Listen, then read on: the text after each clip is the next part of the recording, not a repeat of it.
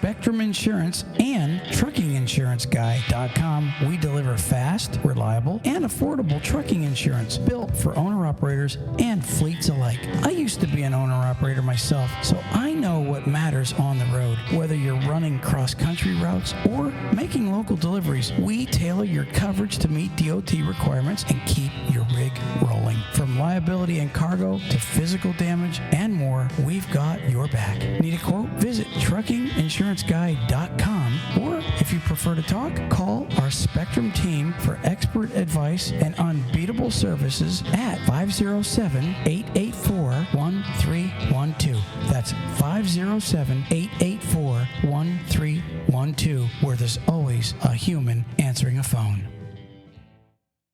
For over 20 years, Summar Financial has been a trusted partner for owner-operators and small carriers, providing fast, flexible, and transparent freight factoring solutions that keep businesses rolling. Here's why truckers choose Summar. Number 1, same-day payments. Number 2, if a broker doesn't pay, Summar takes the loss. Zero risk for you. Number 3, no reserve plan. Get all your money up front with no hidden final payouts. Number 4, no long-term commitment. Try Summar with no minimum volume requirements or long-term contracts. Number 5, fuel card program with top savings. The best network in the country, flexible payment methods, and IFTA support. With fast, hassle-free payments, technology-driven solutions, dedicated account executives, no surprises, no hidden fees. Trust Summar Financial to get your invoices paid today. And when we say paid today, we mean paid today. For more information and to learn about Summar, go to landings.summar.com/talkcdl. That's landings.summar.com/talkcdl. So since I think it was April of this year, President Trump signed that new English Proficiency Act, which, if you think about it, the law has always been there that you have to be able to speak and be able to show that you can communicate in English. Correct. With, for your Class A CDL. But he signed a thing saying no more excuses. You will know and communicate English or you're done. And so I just read an article, and again, it's information that I read. It said over 170,000 non-English speaking drivers have been taken out of commission. They automatically had their CDL stripped. No second chances, I guess, unless they... What was that number again? 170,000. Now, I know... That's a lot. And that's what my mind is saying. That's 170,000 jobs. You know what? Sometimes you and I think exactly alike. Oh, that's scary. No, go ahead. Say what you were going to say, because that's what I was going to talk about, but you go ahead. Lead off. No. I'm sorry. I'm serious. You said exactly what I was thinking, but you said jobs. So That's what... I mean, if you think about it, every truck driver has been telling me half the people out there don't speak English. And I didn't really believe it, but we have this, we have that one friend that works for Cemex, right? And he's a supervisor at one of the Cemex plants here in Florida. It is a, they make concrete, but they have, 50,000 employees, believe it or not, across the United States. And he said it's gotten to the point, drivers coming in to pick up there, he said they hand you their phone for the translation app.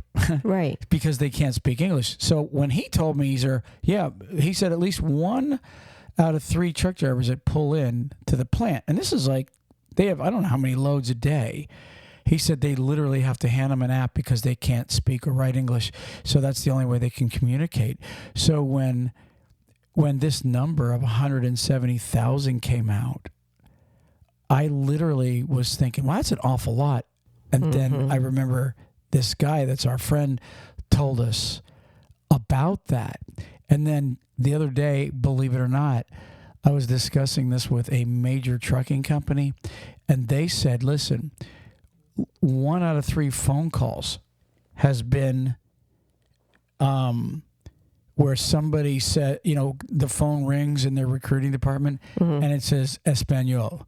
He said, we're not hearing that. He said, in the last month or so, we're hearing a lot less of that. He said, but at one time it was like just all day long. So that's a lot already taken out. I would imagine there's a lot more that's going to be taken out.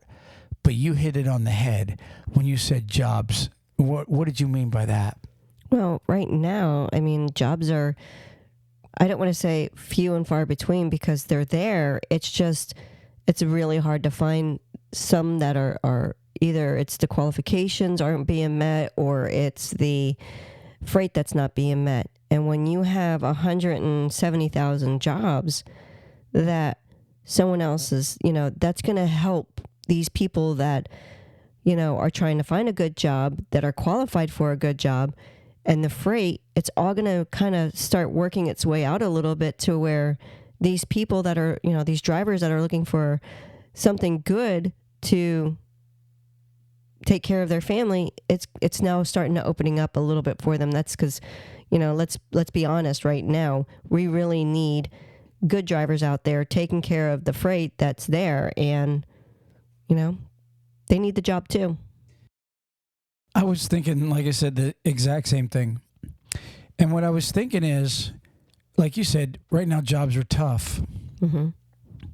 And so for every foreigner that's illegally in the country, that's say drive, because we're in the trucking, okay. But there's other jobs also being taken. But for every foreigner in the country, now I'm talking about illegal. Right. For every illegal foreigner in the country that's driving a truck, that's a job out of an American truck driver's. That's what I was saying. Right. And so here's the way I look at it. I don't care what country you're from.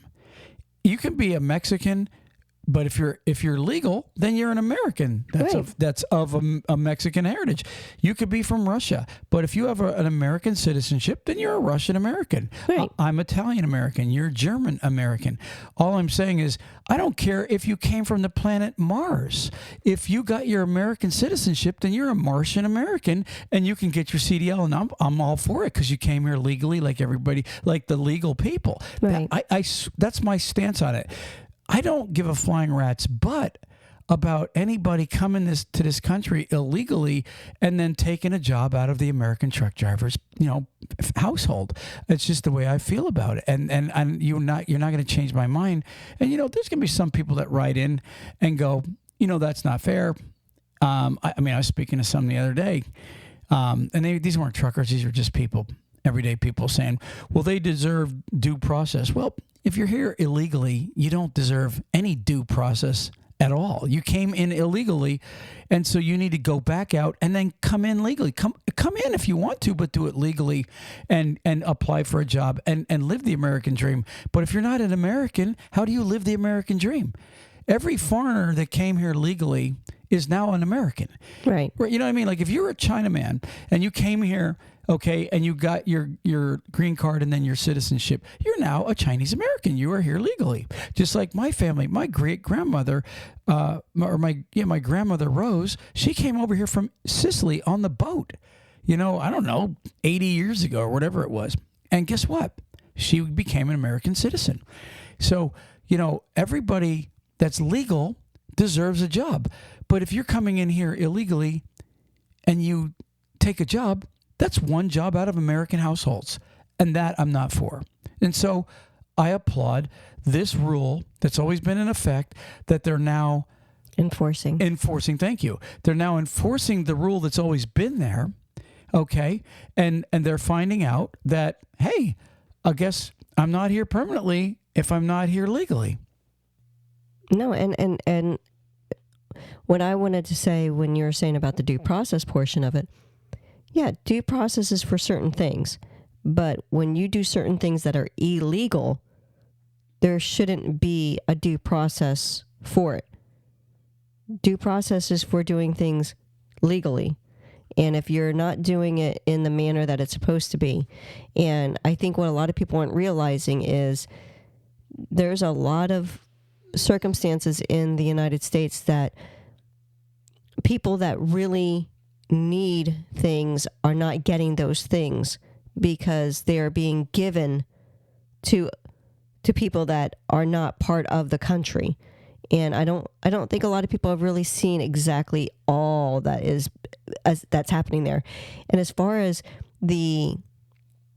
how should we put it? The malarkey of how long it takes or how hard it is to become a United States citizen. I say that because we witnessed and we have experienced people that have gone through the whole process, and it's not, yes, it takes some time, but you can be here legally while the process is going on. Exactly. Yeah. And it's not like it costs a ton of money. It's not like it, all they're wanting you to do is the things the right way. If you come into the country doing it the wrong way, you're not learning anything. You're going to keep doing things the wrong way. You're not going to learn to do anything properly done in the United States then. So I was thinking about this the other day also. Let's say you're whatever country. You're here illegally. You can't speak. You can't read. You can't communicate English at all. And let's say you have hazmat, right? You have a hazardous load, and you get into an accident, right? And you don't have your manuscript, or your manifest, rather. You don't have your manifest. You can't tell them, what's going on except for a placard, but there's information that you need to communicate. And let's say there's a truck fire, and your phone, which is your translator, is now in the truck burning up. And your manifest is in the truck. Everything's in the truck, but you're out of the truck. How are you going to communicate what's going on to the police and the rescue squads and everybody that's on the scene? You can't. It's absolutely zero. You cannot actually. Certain precautions have to be made with certain chemicals, and if you can't tell them exactly what you're carrying and what extent that is, they can't properly take care of the type of emergency that needs to be done. And that's just one example. There's plenty of examples where if you get into an accident, or even maybe it's not a major accident, but you can't find your phone and you need to be able to communicate something to the officers, you just kind of made it now unsafe for American citizens. So I would just tell you, just on that example alone, and there's many more, you should learn to speak and read and write English. If you're in the United States, learn to speak English. Now, look, it's not a requirement to live here. Okay, just so you know that. You can come into this country, your whole family, and get a citizenship and never speak English. But you cannot take on federal jobs like this. You cannot have a CDL to where there's a danger, okay, a possible danger in the future if you don't know how to communicate English. So you're limited to what you can do. But yeah, if you want to come here and never speak English again, that's not against the law, but you're going to have a hard time communicating, and you may use your translator and all that other stuff for other things, going to the grocery store or whatever the case is. But when it comes to CDLs, that's the rule, and you have to abide by it. So when it comes to something safety-wise, definitely. Absolutely. Moving on. Moving on. We'll be right back after these break. Wait, how do they say it? Break, a sponsor break? The words from these sponsors. Some identification needs to go. The station identification. Back in the day. Back in the station identification. No, we'll be right back. Attention trucking companies and truck drivers. If you need help with cash flow, we've got help on the way. Turn to Tab Bank, the bank that knows trucking. Tab Bank has been in the business of helping truck drivers and trucking companies with their cash flow needs for 25 years. It's just that simple. It's what they do. But they don't stop there. Tab Bank helps grow your business with their invoice, factoring, and banking services. What a plus that is. Before you book your next load, play it safe and contact Tab Bank to get their help with your factoring needs. Tab Bank helps determine the credit worthiness of your customers as well as billing and collection efforts on invoices that you factor with them. Let the experts at Tab Bank get you cash quickly for the loads you deliver. Again, it's what they do. Visit tabbank.com/talkcdl to learn more. That's tabbank.com/talkcdl. Tab Bank member FDIC. Truck Parking Club is a network of instantly reservable daily and monthly truck parking locations throughout the U.S. Truck Parking Club helps connect truckers to truck parking locations throughout the U.S. via truckparkingclub.com. Our networks is made up of property owners that have locations adequate for truck parking to list on the platform. This includes trucking companies, storage companies, CDL schools, trailer leasing companies, real estate investors, truck parking operators, and more. Go to truckparkingclub.com today. If you're a driver looking for a new trucking job, check out NCI. NCI offers the following: new Kenworth T680s, competitive wages, solo, team, and students welcome, plus a full benefit package for you and your family. Check them out today at 888-311-7076. That's 888-7076. And tell them Talk CDL sent you. 2008 was a recession, wasn't it? Yes. What we thought was the absolute worst recession ever. I mean, in our time. Okay. I'll give you a couple examples of how bad 2008 was. In 2008, most trucking companies didn't advertise for truck drivers. There wasn't really a lot of freight. The housing market, they called it the real estate bubble, burst because they had everything inflated.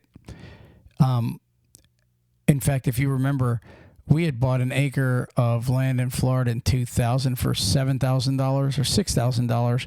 And by 2008, those same acres were going for $80,000. It was just inflated craziness.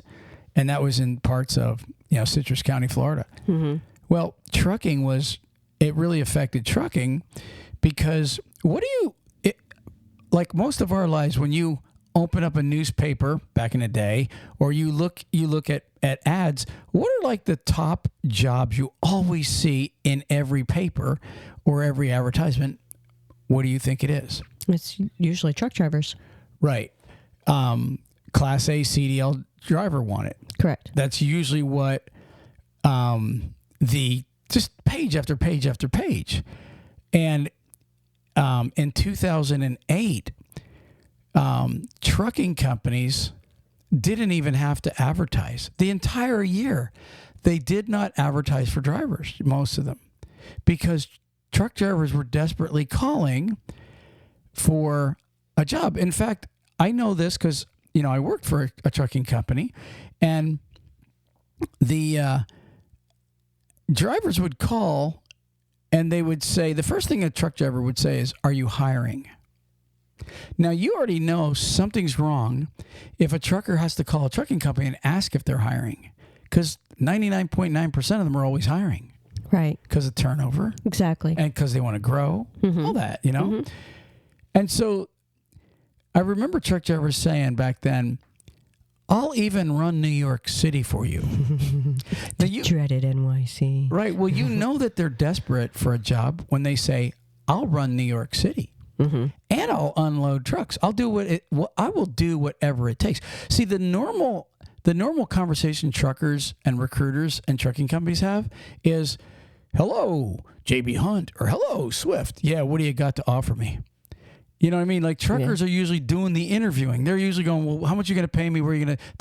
They're interviewing the trucking company versus the trucking company interviewing them, because there's so many jobs out there that everybody needs them. Well, 2008 was different. They were literally begging for work. I'll run New York City. I'll do this. And everybody thought, this is the absolute worst we've ever seen it. Well, flash forward to 2009, at the end of 2019, beginning of 2020, the COVID era strikes. Mm-hmm. And for like a year or so, these, truck drivers were making tons of money because they were giving out stimulus checks for truckers and everybody in the United States to stay home. And so a lot of them were staying home, but the ones that stayed working, they were the smart ones because they were making quadruple of what everybody else is making staying home. And so flash forward to about 2021-ish to 2022, 3 years ago. I'd say 2022. And in fact, that's when it did happen. 2022, the stimulus checks, I think it was August, they said there's going to be no more stimulus checks. So what happened? Well, here's how the mess we're in now happened. The supply chain almost emptied out. It's because nobody was there working the supplies. Well, they were most, like, you look at like Tyson and all these plants, Chevy, Ford, a lot of them were just Kenworth. I know a trucking company right now is still catching up on trucks that they're behind. They were 100 trucks behind during COVID because Kenworth was behind because they weren't manufacturing them. Mm-hmm. So flash forward to that year, the stimulus checks go away, which does what? Drives all the truckers that were sitting at home back to work. Yep. You had all these foreign companies that came into Chicago that opened up thousands of trucking companies in around 2020 because of the rates. They were smart. They were like telling their family and friends, get over here or get some trucks. And next thing you know, they're paying this huge dollar. Everybody's making $1 million. But then the supply goes down. The supply chain. Do you remember when toilet paper was nothing? Like that was the big shortage, toilet paper? Yeah, toilet paper. People were in line at like Walmart's for a roll of toilet paper so they can wipe their butt. Mm-hmm. I mean, that of all things, it was just a weird time, right? Mm-hmm. So now the supply chain goes down. Now, what I mean by the supply chain is all the warehouses that keep stuff stored up. And I would even imagine the salt mines everywhere where it would just get down to where there was absolutely almost nothing left. I think those the industrial parks and stuff that had just big storage areas. So you know what the perfect storm is? You have extra drivers from a bunch of countries, and I'm not saying they were illegal because we were just talking about legal and illegal drivers. I'm just saying they were here driving. They might have been here on a visa. So you had a lot of extra guys like that up in Chicago with all these companies. The supply chain goes down, and all the American truckers come back to work. Guess what happened? The last 3 years. You thought 2008 was bad. We all thought 2008 was horrible, right? But what really happened? The COVID era made 2008 look like a joke because it's over 3.5 years and thousands. I think 2023 reports just came out. 85,000 trucking companies went out of business. They don't have the full number for 2024. In 2025, there's just thousands and thousands have gone out of business. It's been insane.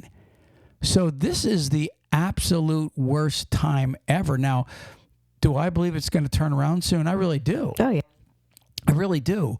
But I wanted to point out, what we're in right now is a total, it's like you woke up in this weird nightmare.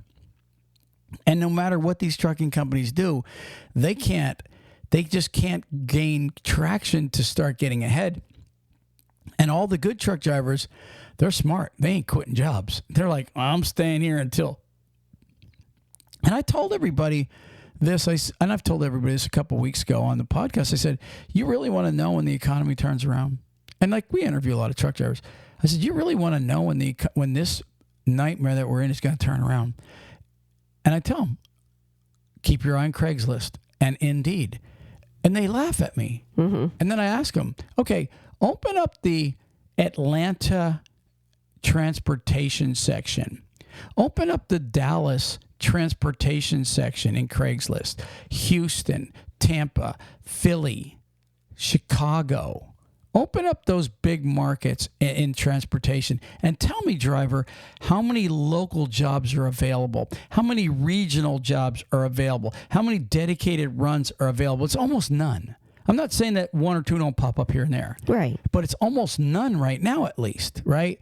So, and then I asked him, well, before all this mess, how many did you see? And they were like, yeah, hundreds. Yeah, pages. You just scroll next. Right. It was a big competition to get drivers. Now it's not. Mm-hmm.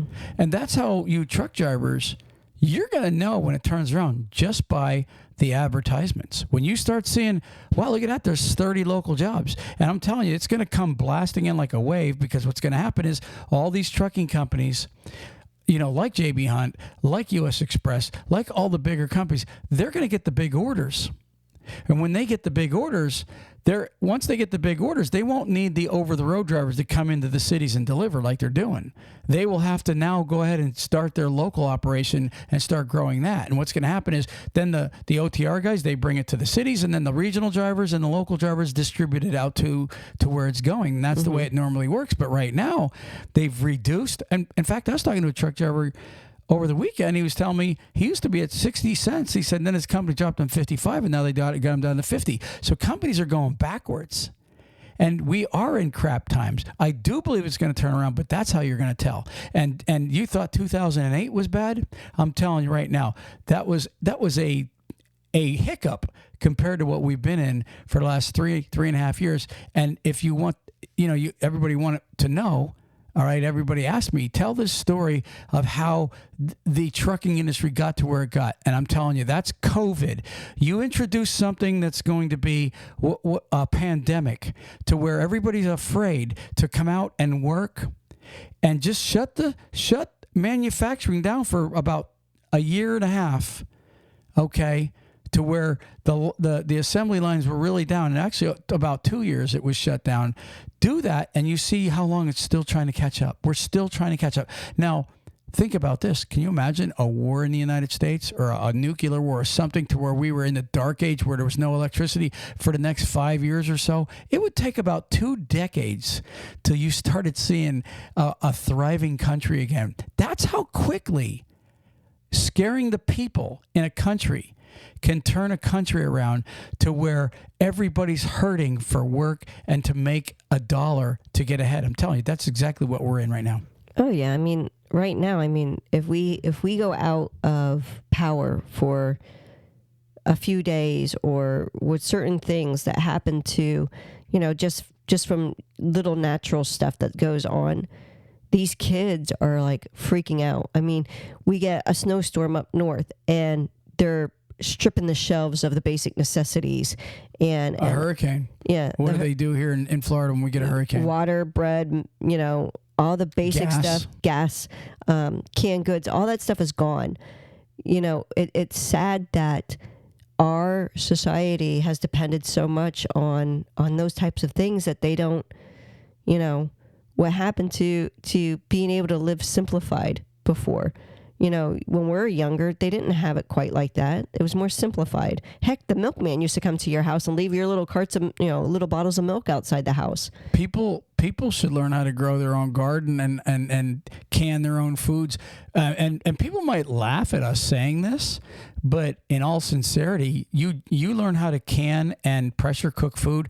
It lasts a year, 2 years, 3 years, just be jarring food. Depending on what you make. Yeah, like you pointed out a good thing when in pandemics and panicking and all that other crap, the shelves in the store. That's why people. Have you ever heard people say, if truckers would stop working for 3 days, this country would be on their knees? Mm-hmm. Because here's what happens if truckers stop working for 3 days. Okay, everything that has a short shelf life goes bad.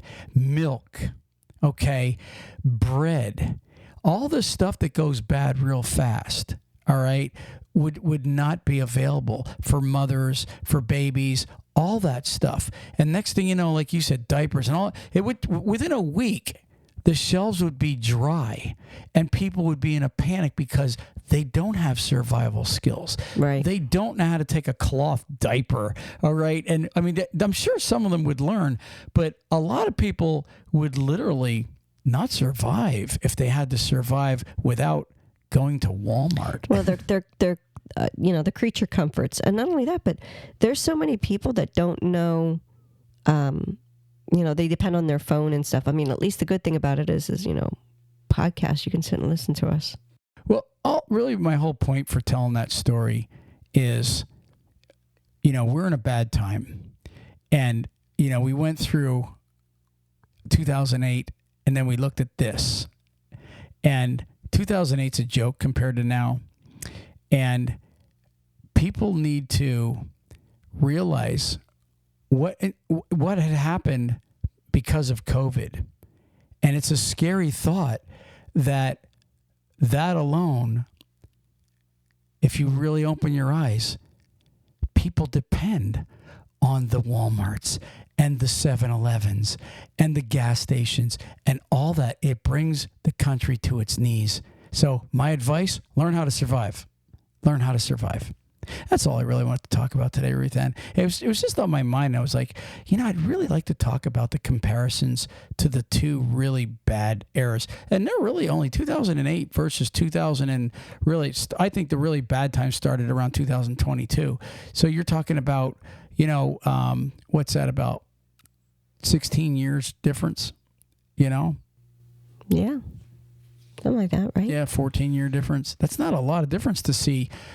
And they keep saying we're going to go into a recession. The trucking industry has been in a recession for 3 years. I don't know where they get their information, but when this many companies go out of business, you're in a recession. I promise you, you're already there. The next thing would be a depression. Anyways, I'm babbling. You are a depression. Moving on. Yeah, I don't mean to depress people. And I just wanted to kind of explain, because a lot of people have their theories, but just look exactly what's going on there.